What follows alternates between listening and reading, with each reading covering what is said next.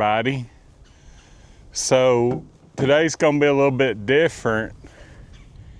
It's too cold and too windy to be on the water. So I try to go every day that I'm off and, go fishing. There's no substitute for time spent on the water as far as getting into fish. But I've got a vacation coming up, and all my rods has had line on them for a long time. So I'm just gonna pull apart my rods, put new line on the ones that need them. Some of them I use every day, some of them I might use once every 2 or 3 weeks. Show you my setup that I use, what kind of line, what pound test, what hooks, what sinkers, the whole 9 yards. So I'm gonna just go to stripping line out and putting line back in. The first thing I do is I check the existing line. Make sure my rod's got enough on it. This rod looks pretty full. It's got a good amount on it. All the way down to the end, I feel for imperfections on that line. Because if it's got imperfections, they'll more than likely be from the reel to the end of the line. It's cold out here. I'm coughing and everything else. Then I check my hook. So if it drags across your thumbnail without digging in, then it's too dull. So that one's good. I checked the leader. It seems to be good. Again, I checked the line all the way down to the spool of the reel, probably a few feet into the reel. Make sure it's all good. It seems to be good. Kind of clean the hook off. Check swivel, make sure it ain't, kind of spread out or something like that. Then I visually look. Because if you got this line in the sunlight like this, you can see imperfections on it. That pole right there looks good. It's done and got me bleeding, so that hook's good and sharp. I'm just gonna set it over here in the finished pile. Never touch it. Don't fix it if it ain't broke. Check my sinker slide too, make sure it's all in good working order. Check that knot. It's all in good working order, so that's one that I don't have to mess with. It's all right. I put it over here in my finished pile. Go on to the next one.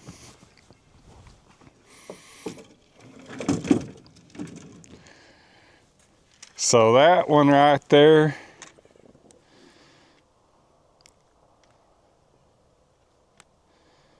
could use a little bit more line on it.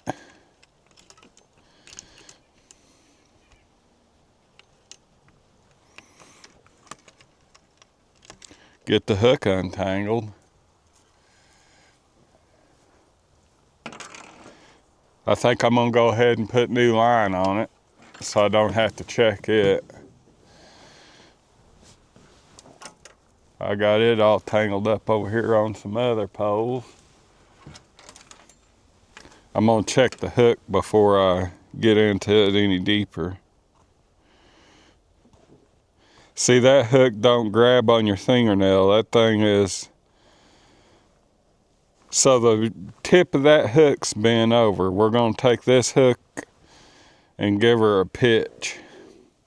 Well, probably won't give it a pitch. It's in my yard, so I don't want to get it in a lawnmower tire. I'll put it over here in a bucket of scrap I got there. Now these lines that I've been using braid leaders on them. So I'm gonna go back to monofilament leaders. So I'm gonna clean all this swivel off and get mad at it real quick.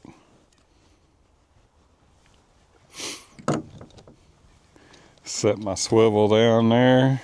Check my sinker slide. It looks good. And then go to stripping line.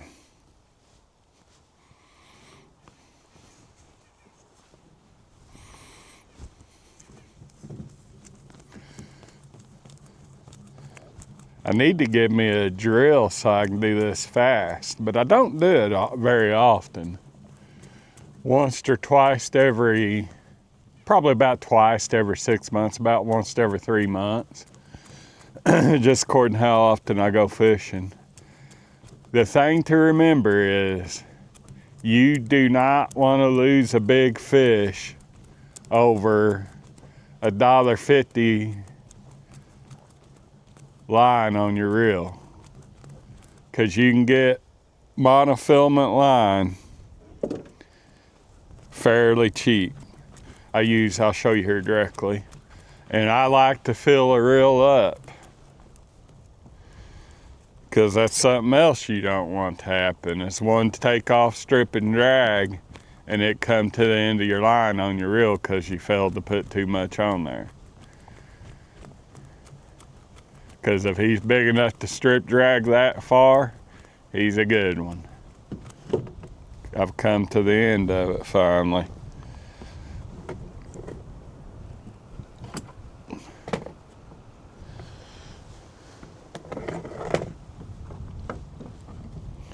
Well,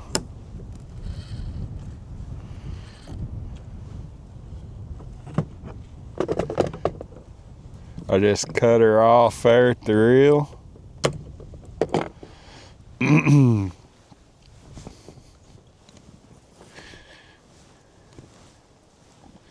Take the rest of it off.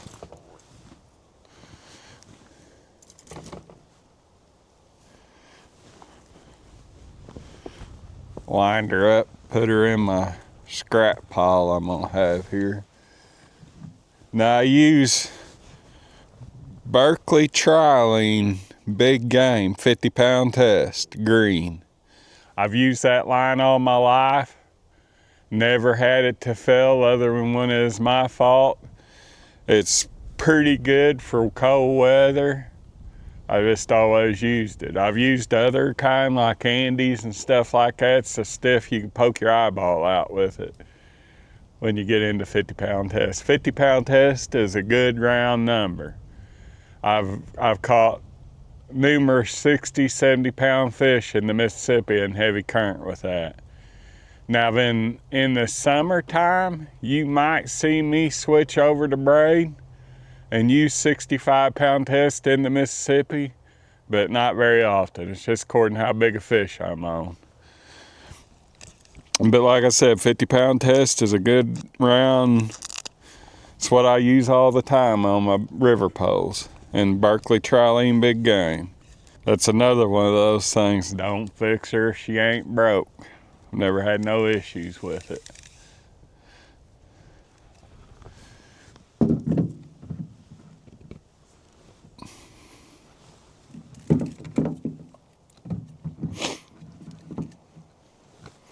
I'll find me a place to set this probably over here in my boat.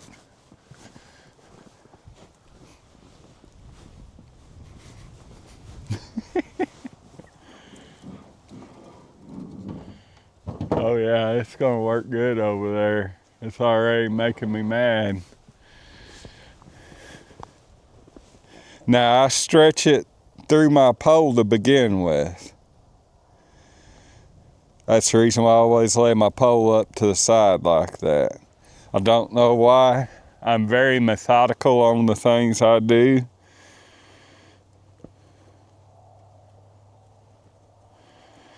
It's probably a little OCD, but I'm sure that there's easier ways to do this. But I tell you what, guys, I really enjoy working on my rods and reels. So it don't really, if I got plenty of time, it don't really matter too much how long it takes me to do it. Like I said, I just enjoy doing it. And the anticipation that this might catch a big fish.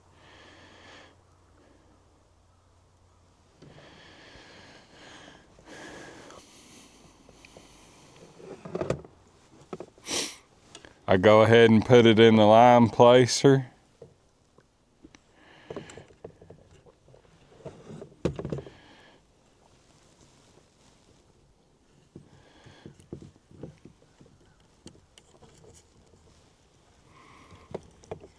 Get mad at it for a little bit.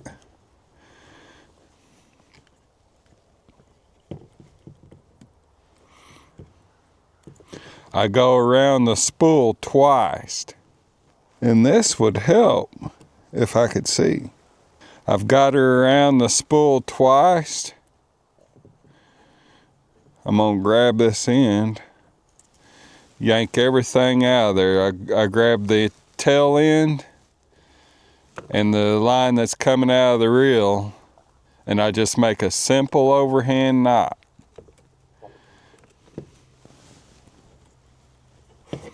Draw her down tight and do it again. Then I pull it tight, make sure it's gonna hold, and then cut the tag off about 1 inch away from the spool. That way, if it does come to the end, it's got room to draw that knot down on there a little bit closer. And then I go to reeling.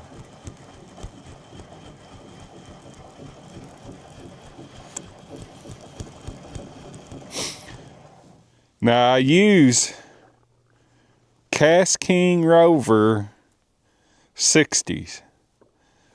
I like them because I got the thumb bar there. Your thumb's right there on the spool. Abu Style's got the little thumb release right here on the side. It gets caught on everything. I've never had an issue with these Rover 60s. They've always provided for me pretty good. They got a good drag system on them.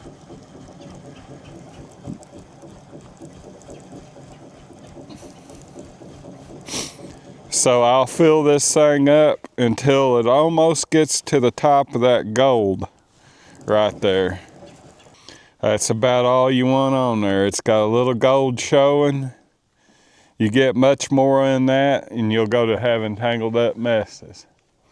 And I got my sinker slide. I'll show you what kind I use here just in a second. Put it on. And then for a knot, I don't really know what it's called. I really feel like it's the tri-lead knot or improved cinch knot. Again, it's one that I've always used. I have issues tying the polymer knot because my fingers are so big and numb.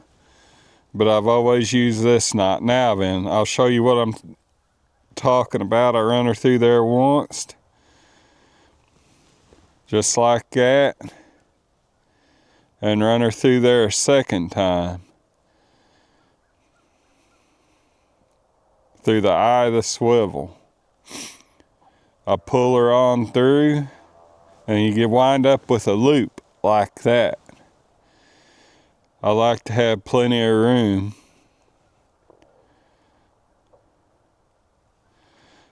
Then I'll wrap it. Now then, here's where you got to watch what you do. So you wrap her about 4 times, because if you go more than 4 times with this heavy line, you start having issues. It wants to crimp on you.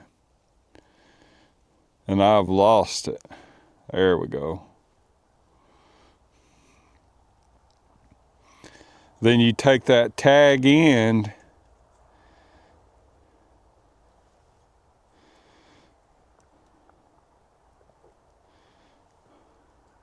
and you fumble around with it for 45 minutes. Well, after you wrap it, it looks like that. You take this tag end and you run it through the middle loop and between the loops that you made in the line itself. You grab the tag end with your finger.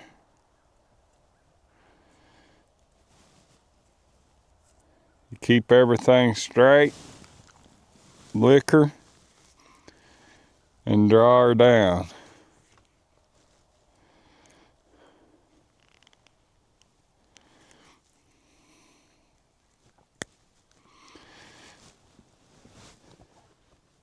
I'm gonna lick her again and draw her down a little tighter.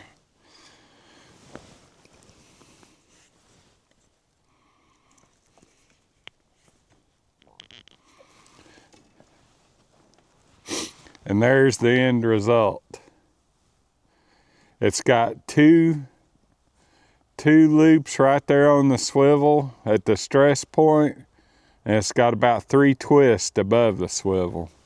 I'll show it to you again here in a second. I don't think I did a very good job on showing you all that. I go back over here, grab me another piece of the line I just used.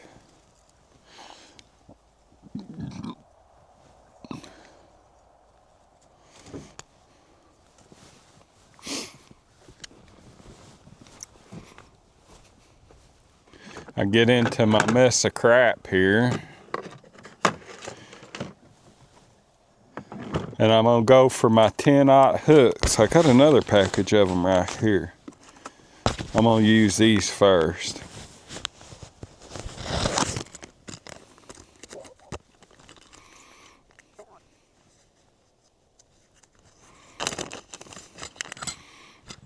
I use Apex Predators.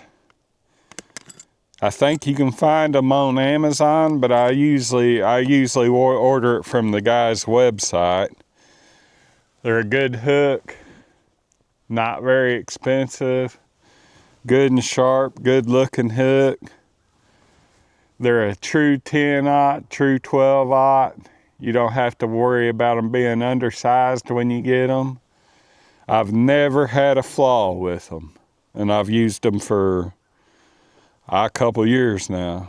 I just so happened to see them on a search one day, and I was like, oh, well, I'll pick them up and see how they work, and I fell in love with them.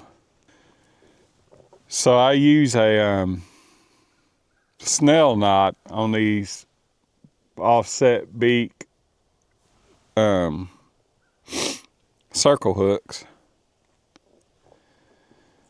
and I just run the tag end through the hook.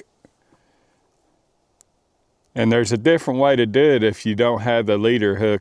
You know, if you done got this end of the leader hook, then there's a different way to do it. We might get into that here directly. But I just run that tag end through that hook. I like that. Grab both it and the hook,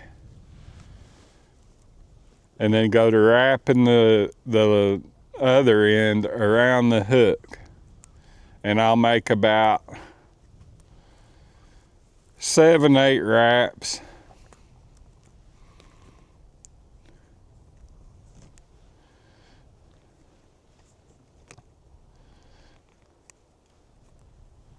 Then I grab the bottom wrap like that. I take this tag end, run her back through the hook like that,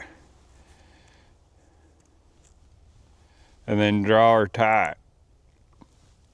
I lick every knot. Sometimes that'll come loose right there on you. So I just keep her, hold her tight. A little super glue right there won't hurt it. Won't hurt it a bit. But I don't do that. The line memory will take after a couple days and hold her steady. I'll cut a little bit of that tag end off, not much.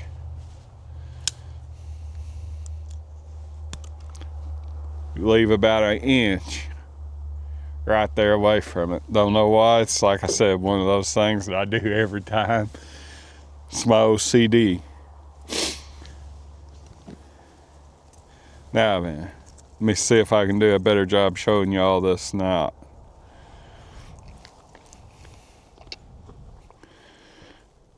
Just run the tag in. I'm gonna set this hook up on my table here. Run the tag in through that eye on the swivel, run her through there again.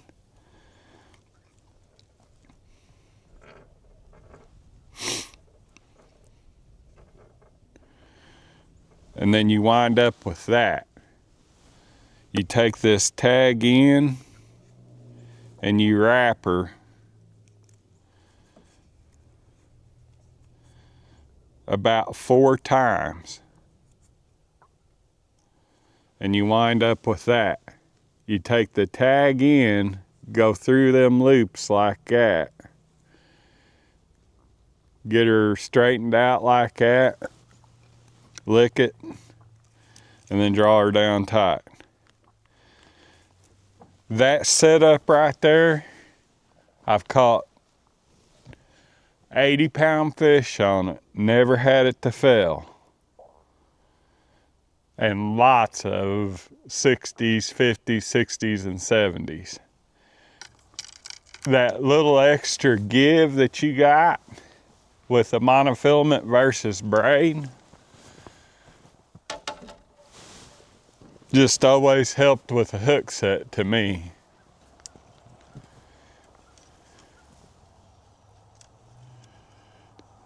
Check her for imperfections.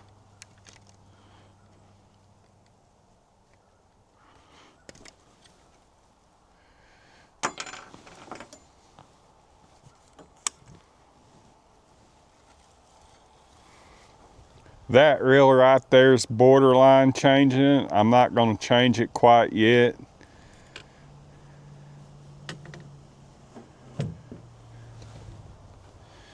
Check my hook out. It's good. Check my swivel. It's good. Knot looks good.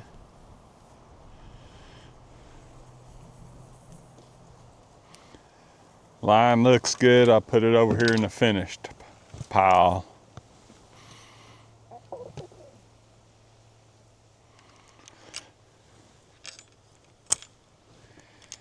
Now them steps that I done right then, I do every time right before I go fishing. I will check that hook sharpness out. I'll check the line to make sure it ain't got no imperfections in it.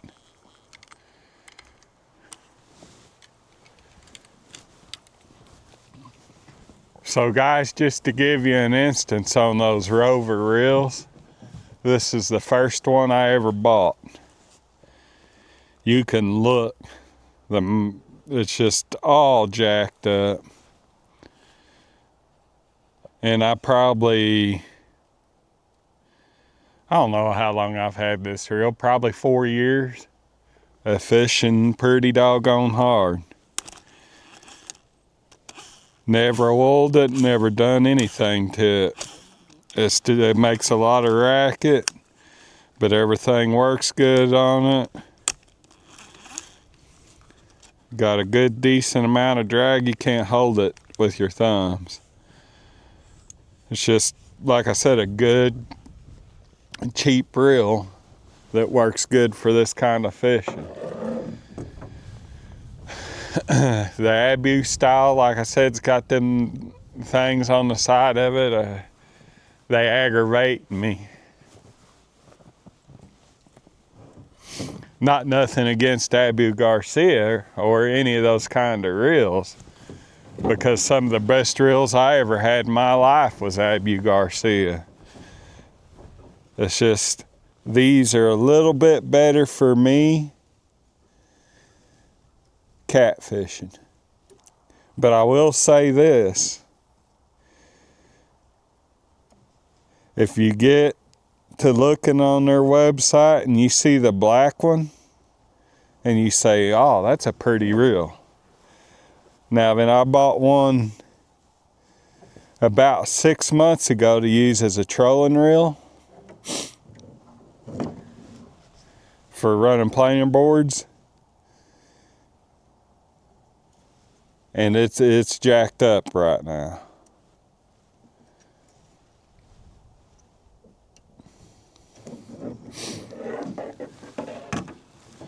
So I would go with the red ones. And I think you can find these on sale on Amazon for $42 at times. Now you cannot beat that for a good catfish rod or reel. Especially if you're as abusive on your equipment as I am. I'm very hard on my stuff. I use it quite a bit.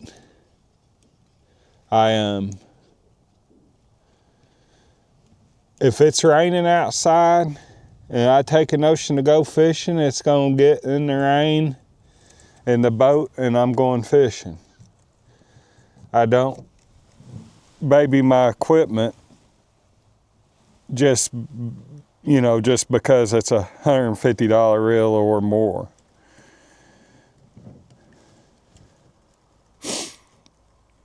Watch this thing jack up while I'm sitting here right now.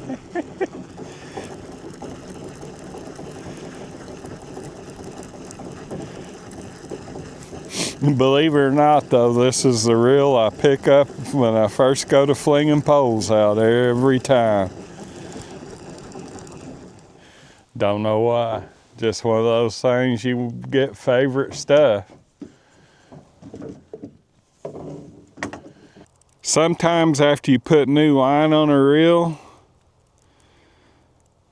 you gotta mess with your spool tension a little bit because it's at a different place on that reel. So I use these Chad Ferguson Graphite Series S-Glass composite rods, the Whiskerseeker,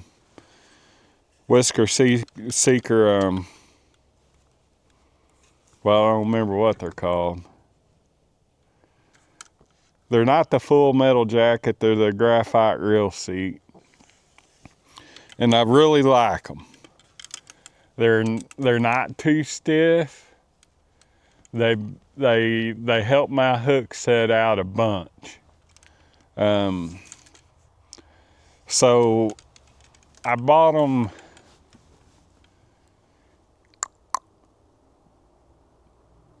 Shoot, it was summertime. I'd have to look back and see when I bought them. I've had them about 6-8 months now. And so far, and this is one of the first ones I bought. So far, just the best performing rod I've ever put in my hand. I like them. I do wish that they made different colors, because I can't see them too good on camera. But they're stainless reel line guides, double footed. And I mean, they're just a tough, good feeling rod, light. You can feel anything on them. Probably to the effect you could use them for a bumping rod. I don't know. Haven't done that yet. So for sinkers, like in the lakes, shallow waters, slow current rivers, I use 3-ounce coin seekers. When I get into deeper water, I'll use 8-ounce.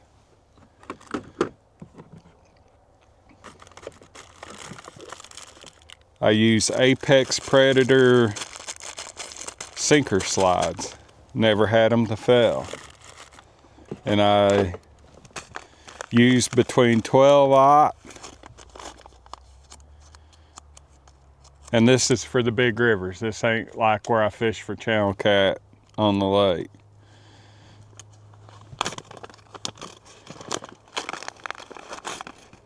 I use a 12-aught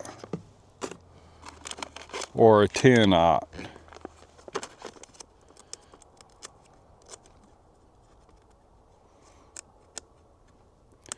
And the reason why I use so big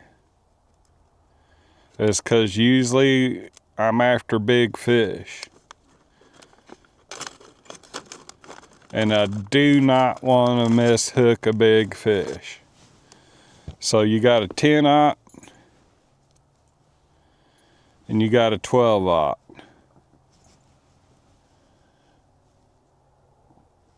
Quite a little size difference. You can fit the 10-aught inside the 12-aught, but they are true 10s and 12s. Like I said, they're a very good hook. I've used them for quite some time now.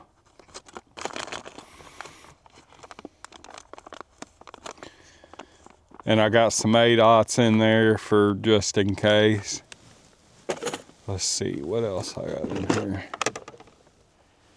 Got another 8-ounce sinker laying down here. My tackle box will weigh 30 pounds for all the weight I've got in it. I don't even use a tackle box, I use a toolbox. Now then, I brought these rods out here to show y'all. Another rod. They're made by Whiskerseeker too. So these are called the Hog Seeker. And they're a good rod. Now they don't have a one-piece line guide on them. They got like zinc oxide inserts. But they're a good rod too. They're $50 cheaper, 40 than GFX. That's the name of them, GFX. And I got these for Erin when she goes with me. It's a real good rod. They're a little bit stiffer than the moderate action ones, that the GFXs, but these are medium heavy fast action. That's the reason why they're S-glass. But I'm thinking about using these for trolling rods whenever I go to running planer boards again, because of the stiffness of them.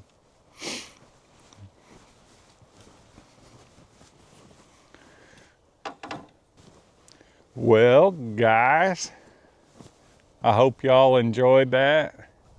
I'm gonna, like I said, I go on vacation, not this coming week, but the next week. So if y'all watch me pretty regular, I'm gonna go after a big one.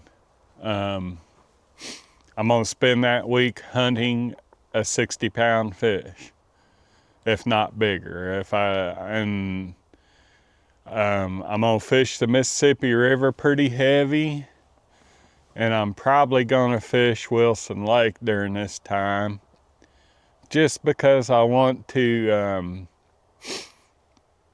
fish it. I've never fished it before. I've heard that there's some big ones in there. I'm also, if the Ohio River goes back down, I'm probably gonna fish it a little bit at Smithland Dam again. Hopefully I can get 60-pound plus. If I get to fish pretty regular, like I'll get a big one. But until the next time, I will see y'all later.